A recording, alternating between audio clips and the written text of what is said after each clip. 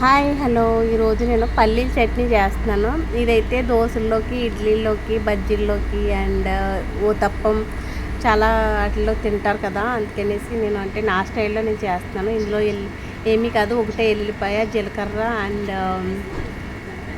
పచ్చిమిరపకాయ, పల్లీలు వేసుకున్నాను. ఇది కొంచెం దోరగా వేగించిన తర్వాత మిక్సీ పట్టేసుకోవాలి. నా వీడియో కానీ మీకు నచ్చితే లైక్ అండ్ షేర్ చేయండి. పక్కన వెళ్ళంటే దాన్ని కూడా నొక్కేసేయండి. సో ఇదన్నమాట, ఇలాగా దోరగా ఫ్రై చేసుకుని వాటర్ వేసి మిక్సీ జారీలో వేసుకుని కొన్ని వాటర్, సాల్ట్ వేసుకోవాలి సరిపడగా. అదే ఫ్రై ప్యాన్లో కొంచెం ఆయిల్ వేసుకుని ఆవాలు, జీలకర్ర అలాగే కరివేపాకు వేసుకోవాలన్నమాట. చాలామంది చేస్తారు కదమ్మా, అంటే కొత్త చట్నీ ఏమీ కాదు, అందరూ చేసేదే. కాకపోతే నేను నా స్టైల్లో నేను చేస్తున్నాను అనమాట.